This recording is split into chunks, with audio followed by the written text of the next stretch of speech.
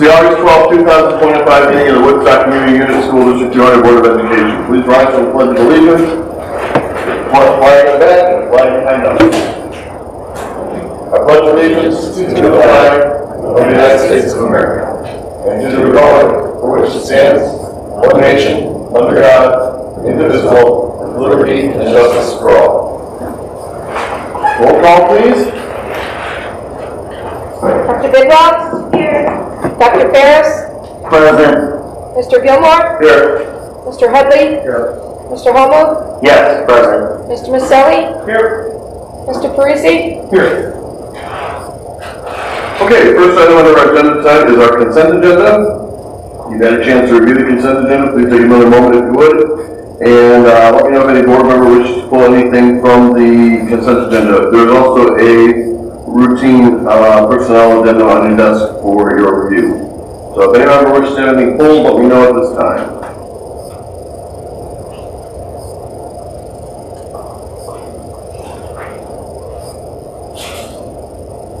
Okay, if not, there's a suggested motion on the first page of our materials. Please remember to include the agenda as part of your motion. Move to waive the reading of and approve the consent agenda as printed in the board agenda, including the August 12th, 2025 personnel addendum. Motion by Mr. Parisi. Do we have a second? Second. Second by Mr. Headley. Roll call, please. Mr. Parisi? Yes. Mr. Headley? Yes. Mr. Homo? Yes. Mr. Maselli? Yes. Dr. Ferris? Yes. Dr. Bidwell? Abstain. Mr. Gilmore? Yes. Okay. Next on our agenda then is our communications. Communication to the time of community members of the district before this to express the point of view, not to debate an issue. There's a sign-up sheet for the public to identify their name, address, phone number, name of organization represented today, and a brief description of the topic to be addressed. Comments are generally limited to 3 minutes in accordance with Board Policy 2:230 and are otherwise governed by Board Policy 2:230. Have any members signed up to address the board? Are there any members of the general public who wish to address the board at this time who have not signed up? Okay, then we'll move on to staff comments. Are there any staff comments? Are there any board comments? Okay, that's it for communications. Next item on our agenda is our superintendent's report. All right, this is a very exciting time of year for us at the start of the school year. We had new staff last Thursday and Friday, and all staff yesterday and today. We have students tomorrow. Great feeling, great energy to have staff back, students coming back in the building, getting ready to start another school year. So, great time of year for us. Very exciting. Hectic, but very exciting, and a lot of energy. Great time of year. There's newer transition programs that we put in the last couple of years for this time of year. Today we had our link crew leaders at both high schools taking our freshmen students on tours, getting them ready for the start of the year. The link crew, a mentor, an upperclassman, junior or senior student who would mentor for a freshman coming in. And we've had a lot of success with that. So that went on today. Last week we did a web leader training. Same concept of our 8th graders at the both middle schools, get our 6th graders there and kind of walk through what it's like to go to middle school, give them a friendly face to meet. So we enjoyed those in the last week, and that really assists in creating a positive school culture and climate that we strive for. And then we got a busy summer. Paul's been busy all summer, and we wound down very well. Projects on the districts are coming together. The track here at WHS is very blue, incomplete. It'll be striped by the end of the week, we hope. And then operational. The field event stuff, still going to go a little bit. We'll talk about the events tonight, so some things are still finished, but definitely on there and be ready for the first football game, which is the first Friday in September. The parking lot, Creekside Prairie done and open. Busy the last couple of days. We've had events there, so it's been great to see. Grass in the island will grow, but everything else looks very good. Tennis courts are north are done. I think they look really sharp, and they'll be new for tennis practice, so that's all good. Solar fields are underway, so you can absolutely tell we're doing work there. We're months away from completion, but it's good to see that, stuff's on the ground, there's people there every day working. So overall, project is going really well. I want to thank Paul again for his hard work this summer. We had a lot of balls in the air right to the end, and it came through very well. That's our report. Thank you very much. Okay, we have no unfinished business, so we'll move right into our new business. The first item on new business is the approval of the summer 2025 life safety work change order. Okay, first item before you tonight is, again, as Mr. Gilmore said, is the change order for a life safety end for our track. Essentially, it is to add additional fencing around the track. We put in some curbing that caused our original fencing to not be big enough to cover that, so we need to add some additional, and that's what's before you tonight. Okay, are there any questions or comments? Does that include the total circumference of, or just parts of?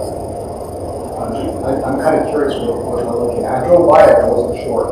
I see parts of it down, but I don't know if that's included. The south side along the visitors bleachers? Yeah. All the way to basically the entrance of the track on the west side. Got it. And the gate's going to get changed, but is the larger gates to be put into? Larger gates, What's the like rationale for that?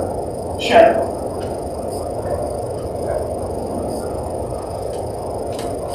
Okay, are there any other questions or comments? If not, there's a suggested motion on page 228 of our materials. Move to approve the change order to add the construction of additional fencing at Woodstock High School external track replacement project for a cost of $13,896. Motion by Mr. Priest, do we have a second? Second. Second by Dr. Bidwell. Roll call, please. Mr. Parisi? Yes. Dr. Bidwell? Yes. Mr. Homewood? Yes. Mr. Headley? Yes. Mr. Maselli? Yes. Dr. Ferris? Yes. Mr. Gilmore? Yes. Okay, next item then is the placement of the tentative budget. Placement of the tentative 2025-26 budget on public display and the establishment of a public hearing date. Alrighty, it's that time of year again, and what I've put before you tonight is a tentative budget, so it's kind of the smaller version of what you usually see. But just to give you a recap or a little bit of an overview of it, the budget was prepared in utilizing the agreed upon assumptions that we talked about last December. It's a balanced budget with the exception of the abatement and capital spending. Our EAV increased about 10.5%. That's in accordance with the county assessor. Our levy continues to decrease in tax rate from 6.12% to 5.69%. And again, that's based on approval of last December. Local revenue collection rate of 99%. Student enrollment estimated about 6,150. Our EVF, our state funds, were estimating that they'll remain flat in this budget, or not too much of an increase over last year. And our health insurance premiums will increase 6% in the budget. So that's just the assumptions. Some of the things that I would just at least like to call to your attention. One of my favorite schedules to look at is there's the all funds combined chart, and that's on page 13. What it does, it kind of gives you a look at what the overall budget is. So if you look at the total revenue budget, you can see that for all the funds, our total revenue is $124.6 million, with 65.7% of that coming from local funds, 29.4% from state funds, and 4.9% from federal. And there's a slight change in the mix from last year due to the reduction of the federal grants that we're receiving, just a slight change. The total expense budget, again, for all funds together is $144 million. The vast majority of that, 68.7%, is going towards salaries and benefits. The remaining 16.2% covers our purchase services, supplies, utilities, other things. And then the one item of note, you'll see a 15.1% for our debt service. In this budget year is the second big payment for our debt payments. Once we get through this, we'll get down to some more reasonable debt service. We'll be below the amount that we typically abate. So this is the last big hurdle to cover for the debt. So that's a good thing. The other schedule that I really like is page 14, the next page, which is kind of a long spreadsheet that shows you the budget fund by fund. And it's really, I refer to that throughout the year because it just gives you a good idea as far as what our budget is. And it even includes like the activity funds. Just some highlights. In the ed fund, you'll see that when you look down there, you're going to see a large transfer, and that'll be $13.83 million. That'll help cover the debt service fund. And we talked about this when we set up the abatements last year, but again, this is the budget making that happen. Before sub-funds in the ed fund, food service, grants, kids club, and challenger are all balanced with revenues actually in the kids club slightly above expenses, so that's a good thing.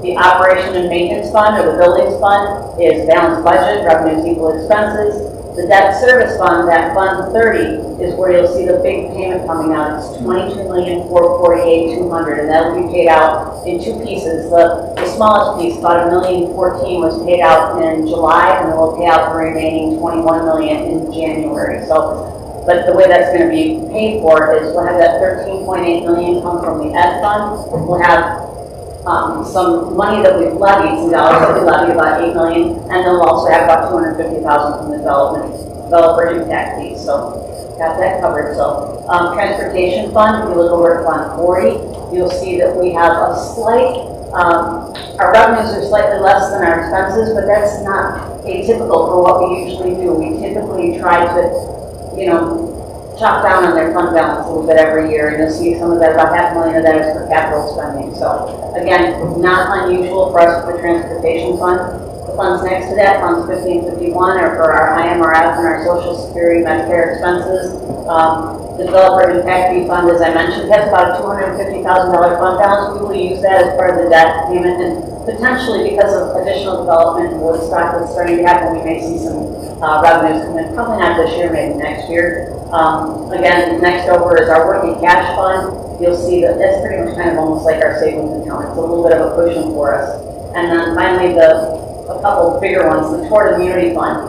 That is the fund that we pay out our big click invoice. You guys approved that back in June, but it covers all of our insurance except health insurance. So it covers workers' comp, personal property, liability, the whole thing. So that's why you see a big chunk out of there. And it's running negative because we will pay that as we get our levy. And that's, again, not unusual because we have to pay the entire amount in June. And then finally, you'll see the Life Safety Fund, which is Fund 90. We're using that to pay out the tennis courts and the track. So in general, just overall, our revenues are up about 2.35% over last year's budget, and primarily due to tax receipts. But that's really driven by EAD increasing rather than the rate. And then we'll have a little bit of an increase on our state funds. We're now classified as a Tier 2 district, which means we get a little bit less, but still we're actually going to end up getting a little bit more than we did last year, about $500,000. So, any questions? I know I gave a lot of information really fast. Does anybody have any questions or concerns for Ms. Dillon regarding the tentative budget?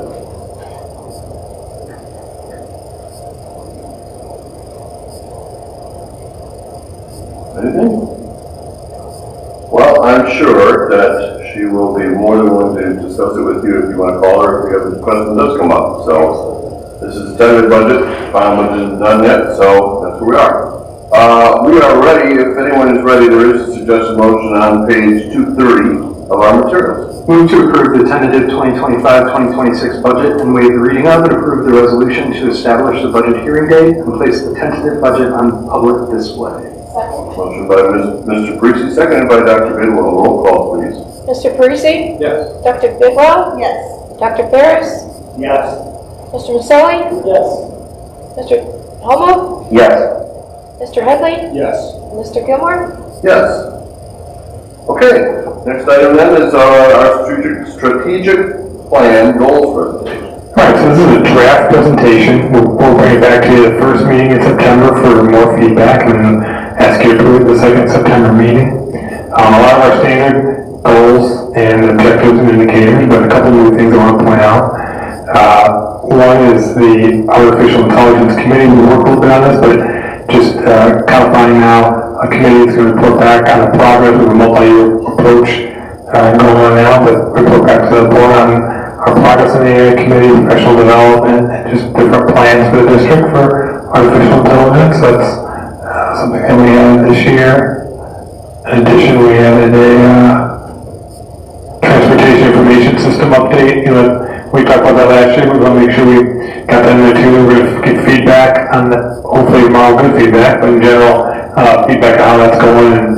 And we're really excited about that as we adopted it, just so we can get more information on the board on it.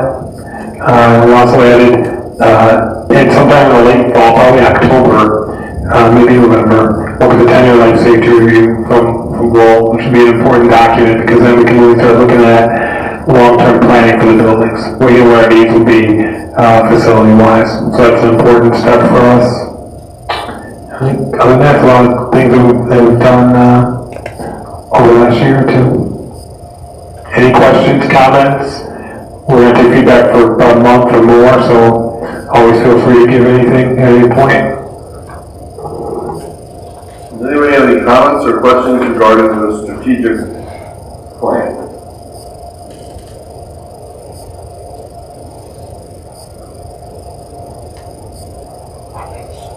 All right, well, this doesn't require a vote, and as Dr. Moe mentioned, it'll be back next month for our review again. So please take a look at it over the break, and if you have any comments, either bring them to the board meeting or give Dr. Moe a call. All right, last item on our agenda then is the last item of new business is our approval of superintendent's contract for 2025-2030. So an agreement between the board and I to continue my employment here, which I'm very happy about being discussed. All right, does anybody have any questions or comments regarding the superintendent's contract?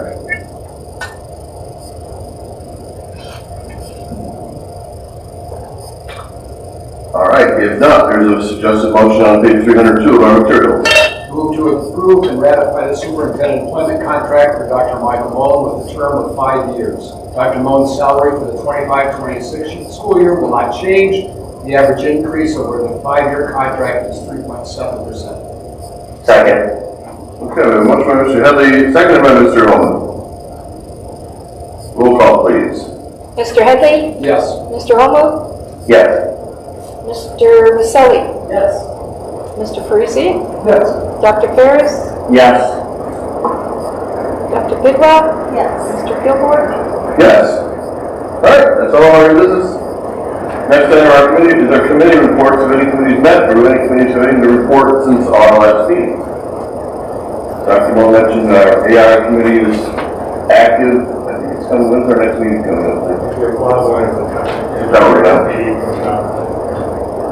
So that's underway. Any other committee reports? We were speaking beforehand. It looks like we're going to be composting in our kitchens now, and as we get running, LRS, excuse me, is going to be setting that up with us. And thank you for your support. I want to make that public also. Appreciate your work in that. It makes a big difference. That's And we're trying to live in one building too. I mean, every building behind the scenes in the kitchen, and we're going to try to do it with the kids too. Woodstock? Yeah, it was like, yeah. It's a great move. All right, any other committee reports? If not, I entertain a motion to adjourn. So moved. Motion by Dr. Ferris, seconded by Dr. Bidwell. Roll call, please. Dr. Ferris? Yes. Dr. Bidwell? Yes. Mr. Parisi? Yes. Mr. Maselli? Yes. Mr. Homo? Yes. Mr. Headley? Yes. Mr. Gilmore? Yes.